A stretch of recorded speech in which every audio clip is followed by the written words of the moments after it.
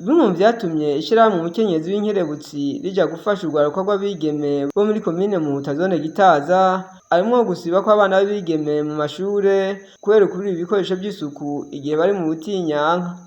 Bivugwa na Muregwa Solange yajeje imigambi muri iryo shirahamwe, akaba yabivugiye mu bikorwa vyo gutanga amakotegisi ashika 823 ku banyeshuri b'abigeme bo kuri lycée communale Gitaza, Ecofo Rutunga na Ecofo Nyaruhongoka kuri uno gatanu igenekerezo rya 18 ruhesha umwaka wa 2021. Igikorwa c'uno munsi ni kimwe mu migambi yacu mu bikorwa dusanzwe dukora vyo kuba hafi abana b'abigeme. Muri association turafise volet iraba ivy'abana b'abigeme mu bijanye n'inyigisho, amashuri, impanuro, n'ukungene umwigeme yo kwiga akiga amashuri menshi agashika kure, kandi intambamye nyinshi zigenda ziba mu mashuri nk'izo gutwara inda no gusamara, byose tugenda tubibahimiriza ko nk'uko no munsi mwabonye twagiye turabikora aho twagiye turaca.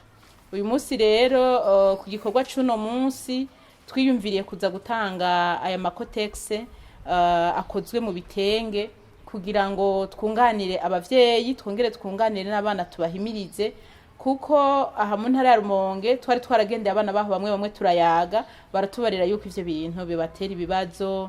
Umwana ashobora gusiba ku ishuri, agasiba interrogation, ivyo bihe bishitse adafise igikoresho akoresha, umwana hari habaguma muhira ntibaze ku ishuri, ugasanga n'uruhombo runini. Rero tuca turiyungunganya rero muri association wacu, turiyungunganya ati ico gikorwa tugikore.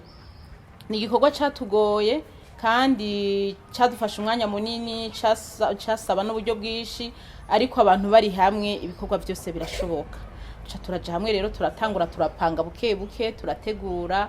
Uno munsi rero murabona Imana yadushoboje, twaje kugira distribution kubera yuko ico gikorwa cashoboye kuranguka. Abana dufashije na abana muri prevision twagize na abana 834 bahurikiye kuri lycée communale hajya Muhuta mu Gitaza. Hajya twafashije abana bashika 600, hanyuma mu Rutunga naho twafashije abana bashika barenga 100, hanyuma mu Nyaruhongoka naho ariho duhereje naho ne vyari prevu ko duha abana 46. Urumva rero ibiharuro duteranije neza bararenga 800. Urwaruka rwaronkejwe ivyo bikoresho rurashima. Turashimye kuba mwatwimviye ko kare twagerageza tukagura kamwe bivanye n'ubukene, hari naho vyashika tuje ku ishure tutararonka twaca bitaha taragera canke naho no gasiba kubera atakufise ntabwoze. Turashimye rero ko mwatwimviye ko nko muri abavyeyi mukatwimvira ko mukakatuzanira. Mwaje hageze kubera ko turonse tugiye kumererwa neza cyane, kuko kenshi urashobora gushika ku ishure bigatuma ayo nk'abaja mu maraso batavyiteguriye, hanyuma bagaca bagirane bigaca bibagora ingene bataha. Rero nukuri murakoze, tuzoha tutwibangikanisha. Murakoze, ahubwo kare zahora bitugora no kw'ishure tugasiba. Ego turabashimiye cyane, mwari muje hageze kweli. Chef de zone wa Gitaza Nishimwe Damienne nawe nyene ntiyatanzwe kugaragaza umunezero kuko ngo ivyo bikoresho bigiye gutuma abo bana b'abigeme batagisiba mu mashure. Umunyeshure yashobora gusiba ku ishure kubera yabuze igikoresho akoresha nka biryo ubonye babahaye. Kotegisi ziragoye kugura kandi zirazimvye, abana rero ntibashobora kukironka.